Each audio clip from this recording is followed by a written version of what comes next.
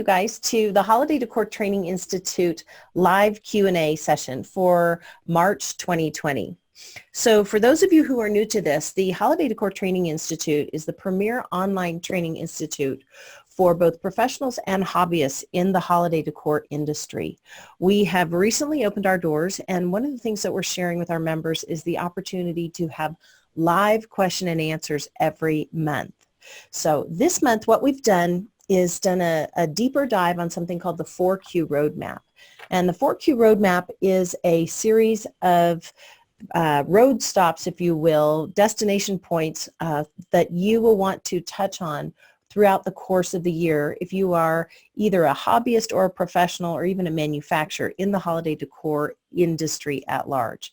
So this week, this is our first live Q&A. So I thought what I'd do is, instead of taking questions from the group, is just touch on the top 10 questions that I get from both a client-facing perspective, if you're a professional, and an industry-facing perspective. So what I have behind me is the Q&A, HDTI, which stands for Holiday Decor Training Institute, and this month's training, like I shared, is the 4-quarter roadmap training. So what I'm going to do is take this down, and then you're going to see behind me a series of questions. We have 5 in each category, and I just invite you to stay on and kind of listen and learn. And if you have questions, go ahead and put them in the comments below the video, and we'll try to answer those at another time. But today, let's just say good morning and welcome. All right, so here we go. So in the holiday decor industry, there are 2 different what we call faces. There's the customer-facing side, which is maybe you're a provider, you're a professional, you're a decorator, you're a florist, you're a home stager, and maybe you have a part of your business that is geared towards holiday decor. So we have a whole series of questions that I'm going to answer that relate to the customer-facing side. And then we have a whole series of questions that are what we call industry-facing. And industry-facing is kind of behind the curtain for the manufacturers, the designers, the professionals, the inside track of maybe the commercial and residential holiday decor market. How do you navigate that? So let's get started. These are the questions that I get over and over and over and over again from people both inside and outside the industry. So one of the first questions that we get, exit that. One of the first questions that we get is, how do you make money? So in the holiday decorating industry, we've seen over the past few years what people are saying is a trend where fewer people are decorating. And on a certain level that might be true, but on another side, we're actually seeing an increase in people taking care to buy and to purchase product that isn't just throwaway product. So one of the things that we share with people is, when they're looking at getting into the holiday decor industry, how do you make money? Well, there are a couple significant ways that you can position yourself to prosper in the holiday decor industry. First, if you are a designer, a decorator, a home stager, or a florist, you already have an inroad into kind of decorating and being inside people's homes. And that's actually how I got started. I was a full service decorator, full service designer, and I had a client who wanted me to do some holiday decor for them. And what we did at first is we did an add-on to our service. Now we are full scale into seasonal decor as both a manufacturer, a wholesaler to other designers and other professionals. But you can make money both as a seasonal side business. We actually have a whole training on that, a seasonal side business, or you can make it kind of your year-long program. And when we are working with people to train them how to do that for a year-long program, we talk to them about becoming a lifestyle designer for their clients so that they're invited into their homes to design and decorate what we call holiday in the larger sense of the word. Maybe you are working on seasonal celebrations for Thanksgiving, for Christmas, for Hanukkah, for New Year's, even for Easter and Passover. You know, you're helping your clients get kind of a a vibe, if you will, for what they want their homes to look like. And it actually can be a very prosperous business. So how do you make money? You can do everything from a day rate, which is how I started, a day rate plus the cost of materials, all the way up to what we do now, which is a per square foot design fee. We actually charge by the square foot to design someone's holiday home. And our goal is to design their spaces for easy transitions from about October 1st through the middle or end of January. So they're not having to take stuff up, put stuff down, but really give them a comprehensive picture of how their home can handle what we call the season of celebration. So that's the first question we get. The next question is kind of tied to that. It's how do you convince clients to pay for holiday decor? You know, especially when you go into Rite Aid and you can buy a nutcracker for $2.99, or you can buy garland for $4 or $7. And the first thing I want to say to that is not everyone is your client. There are actually only 3 ways that people engage with services, either as a DIY, a done with, or a done for you service. And one of the keys to having clients that will actually pay for you if you want to move from homeowner into hobbyist, or you want to move from hobbyist into professional, is to understand who your actual client is. It's also to understand what you're good at. One of the first ways I started was to actually take my processes for how I designed holiday homes and put it into an information product. That was the first thing that I did when I was kind of training my own full service clients, and then when I started training other people who wanted to learn to do it themselves. And that was a DIY product. We sold that product for $495, I think was our first price point on that. And that was called Stress-Free Holiday Home. And then we took that product and turned it into a professional level product.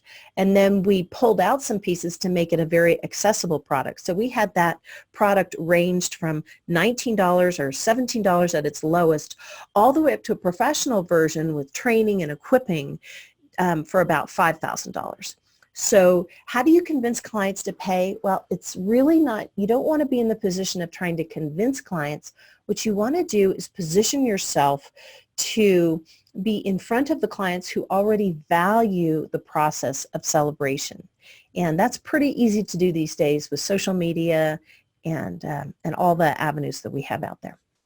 Okay, if you want more information on that, also, like I said, this is part of our Holiday Decor Training Institute, which is a relaunch of our professional program, and we're right now in March of 2020, and we have a new registration page open that will be open until April 14th at a very, very discounted price. So I invite you to join us. We'll make sure that the link is below in every place that the video is being premiered here. All right, so the next question we get is, how do you actually work with clients to decorate their houses? You know, are you up on a ladder putting up Christmas lights on a Christmas tree? Are you out shopping with them at a Hobby Lobby, or, you know, shopping with them at Costco and buying a bunch of garlands and a bunch of wreaths? How does this process really work? And I guess I would say it's as varied as the client. We really do distinguish into those 3 areas: the DIY, the done with, and the done for. And every year I kind of make a personal determination which one I want to focus on for that year. So I'm not a house divided. I'm not trying to be all things to all people. And so this year, as we're launching the Holiday Decor Training Institute, we're actually not taking on individual clients to install their homes for 2020. Why? Because we're really focused on training and equipping other people to do that.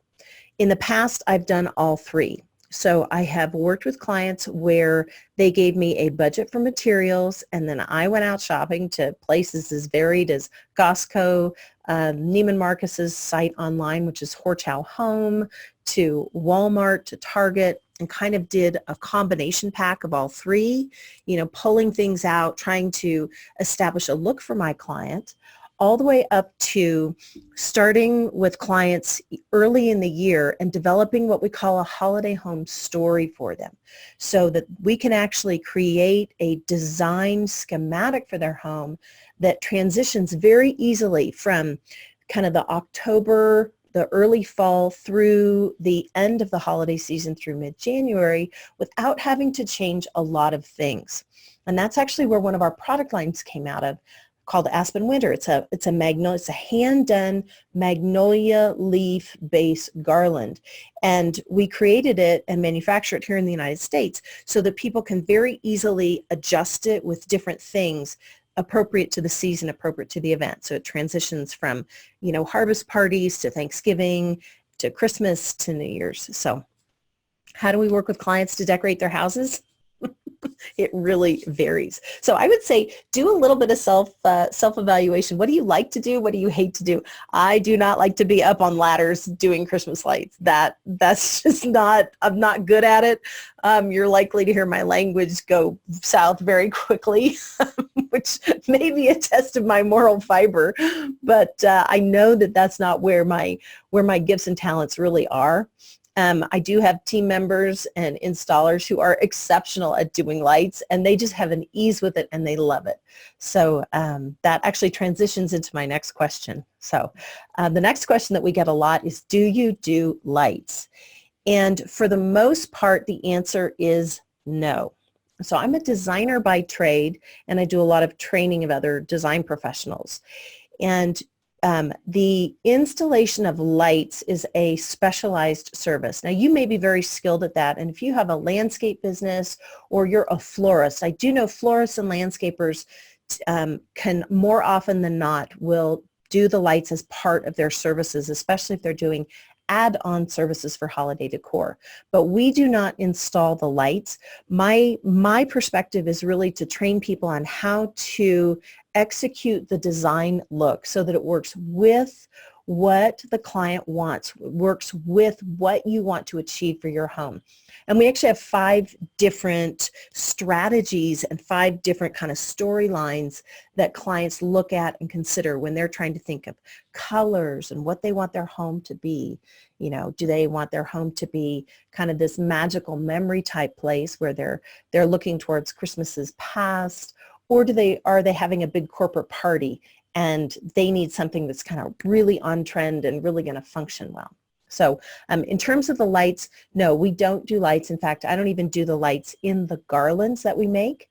But we do bring on other people, other installers and lights, and we partner with them to do the lights. And in that instance, the client would pay the light installer directly. Okay. And then the next question we get is, do you do outdoor?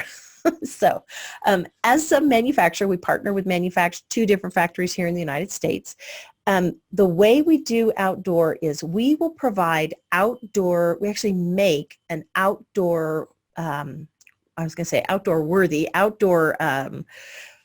product that is rated for the outdoors. Sorry about that. For garlands and fences and things like that. But we don't do, when you go and you see the trees all wrapped with lights, we don't do that. And a lot of times we won't even participate in the design of that. We will partner with a light installer to direct the client, but typically we limit our holiday decor to maybe an outside fence, a front porch, and then the majority is done on the inside of the house. Now, that does not mean that you can't be the designer for the outdoor. That just means that that's kind of where my specialty is. I was a decorator by trade, a designer by trade, and my specialty was interior residential. So when I transitioned into seasonal decor, I just kept that same focus. And so I just want to encourage you, if you are a landscaper, you are, a florist, you're someone who is a gardener by trade, maybe you're a master gardener, maybe the outside is where you want to focus. And I think it can be a really spectacular display. It's almost like a piece of art when you do it well. So those are kind of the top questions that we get for, as people are thinking about it. It's like, is there even a business model here?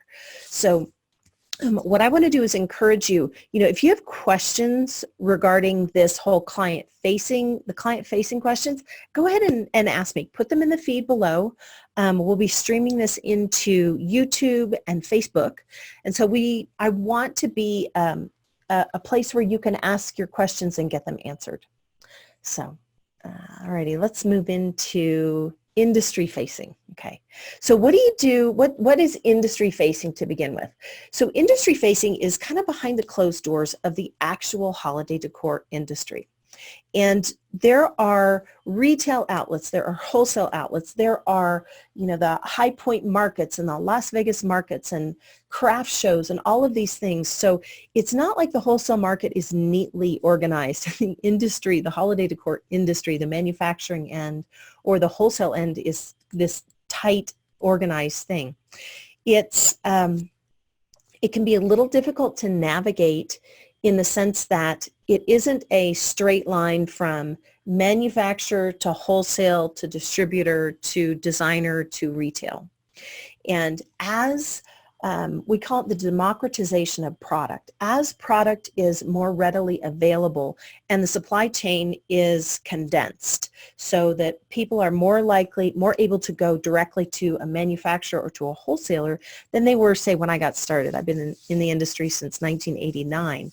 So it's there are lots of options for you, either as a homeowner, a hobbyist, a professional. There are lots of places where you can step in. So these are some of the questions I get from designers and decorators who are interested or who are getting inquiries from their potential clients asking them, would you do my house for the holidays, or can you decorate my office for the holidays, or how much does it cost and what does it look like? So here you go. Can you only do holiday? Is there enough profit margin to only do holiday decor? And I would say that depends. The truth is, it depends on what your goals are. So when I first started doing holiday decor, I was not a manufacturer. I was a designer, and it was an add-on service to my clients.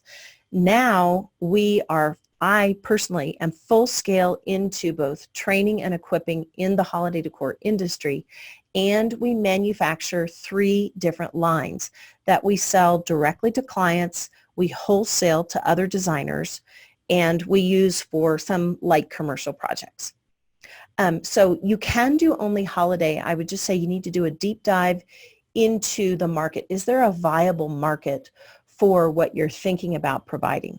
What you don't want to do is you don't want to compete in the holiday market with, I'll call them the big box stores, because they're all manufacturing overseas and there isn't enough price margin to have a viable business in certain product lines, in my personal opinion. How hard is it?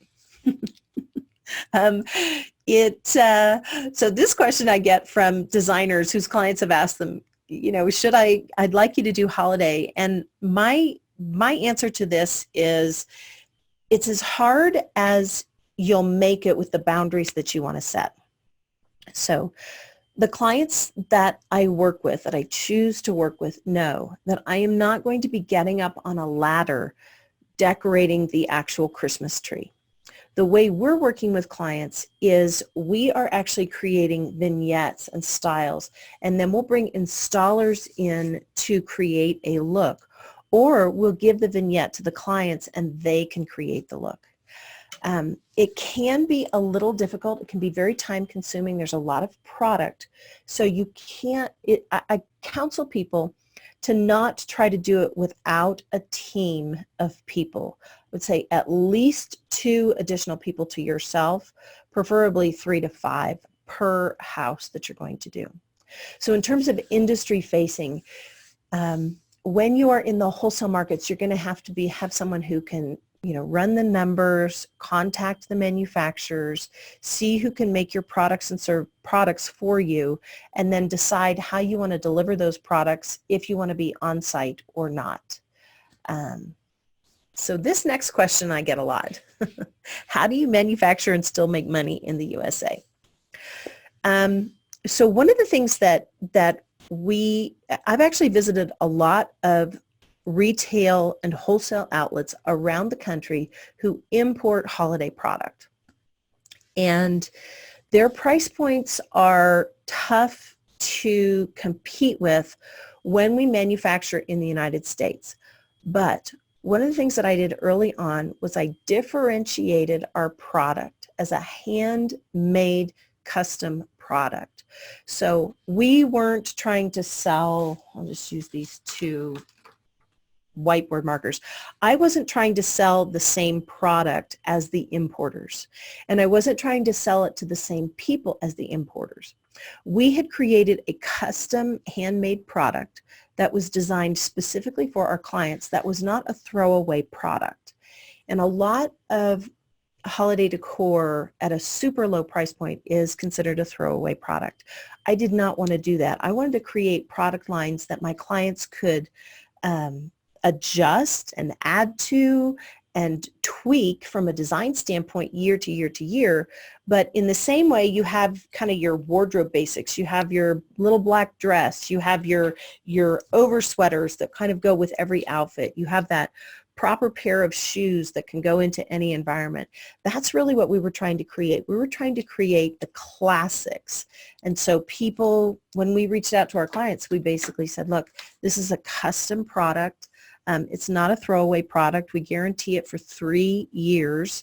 And for anyone who knows holiday decor, that's a long time to guarantee a product that gets bent and moved and packed away, and usually isn't packed away beautifully by the end of the season.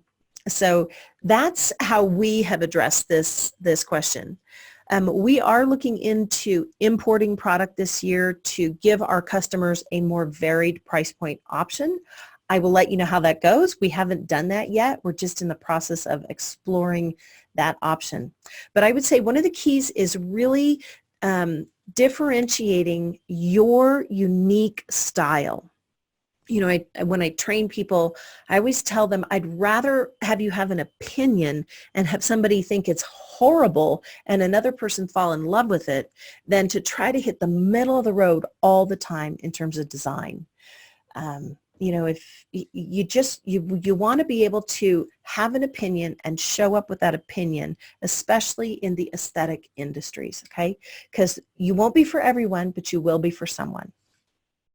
All right, do you partner? Yes, so we do not own, this is a question I get a lot, do you own the factory? And we do not own the factory. The factories that we work in partnership with do other things besides holiday decor.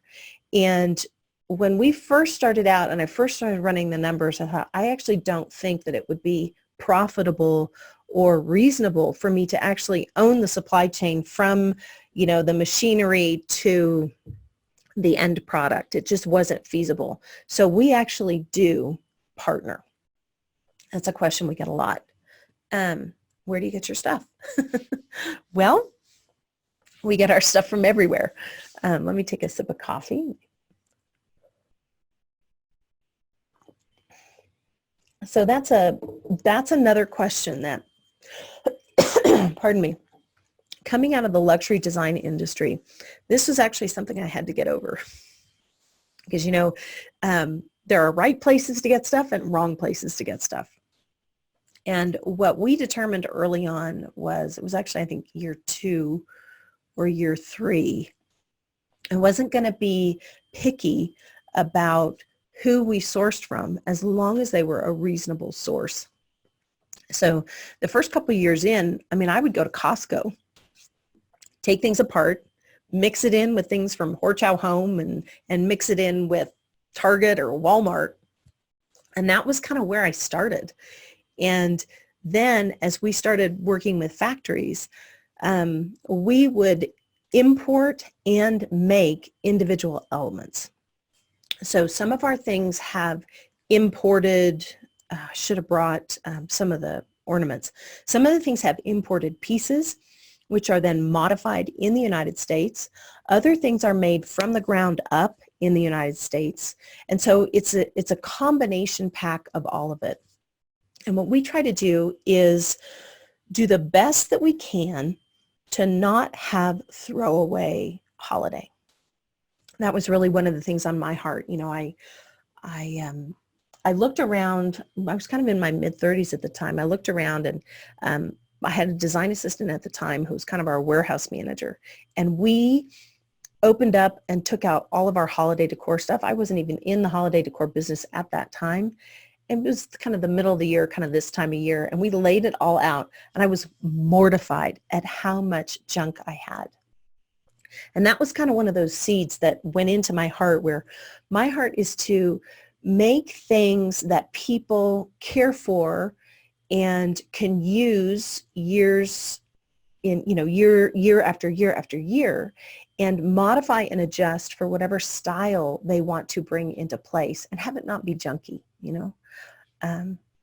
So those are really the questions that we get pretty consistently, or that I get pretty consistently. And I just wanted to share those questions with you. I don't know if anybody has any other questions. I don't think we got any other questions in our small group at the time. Michelle, was there anything else that was on nothing else? All right, so that's just today, guys. Welcome to the live Q&A session for the Holiday Decor Training Institute. I want to encourage you to go to www.hdtilaunch.com. We are still in what we call the live launch, and consider joining us for the Holiday Decor Training Institute. This is something that people are sharing, that it actually is blessing them on a whole different level than just holiday decor. We have something called the Holiday Manifesto, which talks about beauty and just bringing beauty into our spaces and places. And I know that the holiday season can be one of the hardest times of the year. I actually lost my sister-in-law during the holiday season. And I just think that one of the things that we can do is to create spaces and places where beauty and peace can reside. And one of the best, quickest ways to do that is to edit and design what we bring into our homes during that season. So I just want to encourage you guys with that, and thank you for being with us. All right. Bye.